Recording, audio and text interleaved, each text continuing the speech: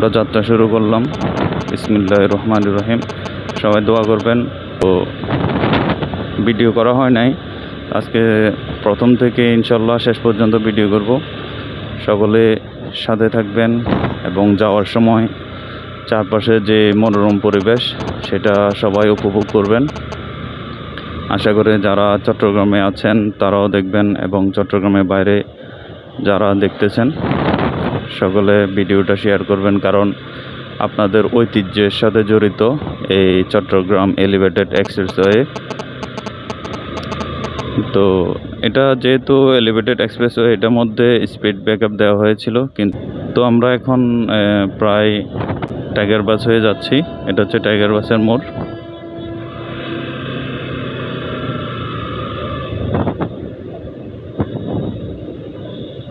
যে নিচের রাস্তা ডাবল লেন, ওটা পাশেই আছে, ওটার পাশে আমাদের এলিভেটেড এক্সপ্রেসওয়েটা। এটা একেবারে সিভিক্স বিমানবন্দর থেকে শুরু করে আপনার রেডিসন ব্লু, যেটা লালখান বাজার অবস্থিত, এইখানে গিয়ে ল্যান্ড করেছে। এইখানে আরেকটি মসজিদ দেখতেছেন।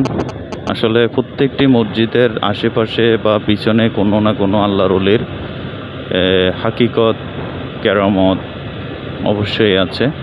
এখন যে এই সবাই সর্বসাধারণ চলার অনুমতি আছে, আসলে এটা বাংলাদেশের স্বাধীনতার একটি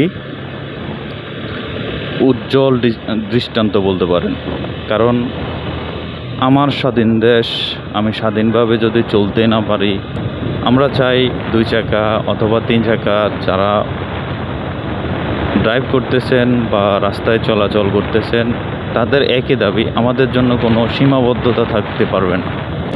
আমরা কিন্তু কথা বলতে বলতে প্রায় আপনার আগ্রাবাদ, কাঠগড়, দেশ সেবক বলে যারা নিজেদেরকে প্রমোট করতে চায়, দেশ সেবক বলে যারা নিজেদেরকে লাইট করতে চায়, তারা আসলে দেশ সেবা যতটুকু করতে চায় বা করতেছে তার থেকে বেশি করতে চায় তাদের প্রকাশনা।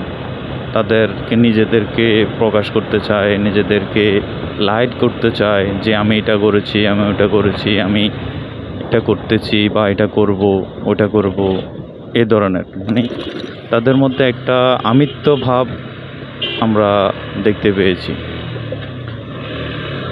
কিন্তু দেশের জন্য, দেশের মানুষের জন্য কতটুকু করেছে সেটা দেশের সকলেই জানে।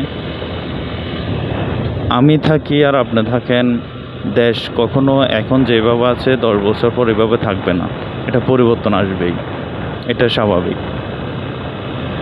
দেশ ধারাবাহিকভাবে পরিবর্তন আসবে। দেশ হচ্ছে একটি বটবৃক্ষের মতো।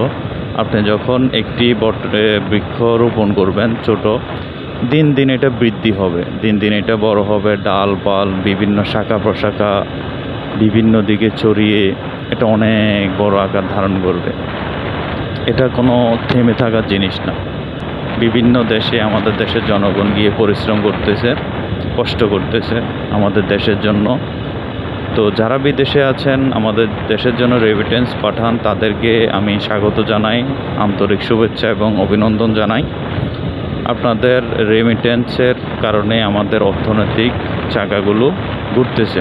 পৃথিবীতে একমাত্র পুরুষ জাতি আছে যারা দেশে হোক বিদেশে হোক, আর সেই কষ্টের পরিশ্রম মাথা থেকে পা পর্যন্ত ঘাম ঝরিয়ে যে পারিশ্রমিক উপার্জন করে আনন্দের সাথে নিজের পরিবারে খরচ করে মজা পায়, এটা হচ্ছে পুরুষ জাতির অন্যতম বৈশিষ্ট্য।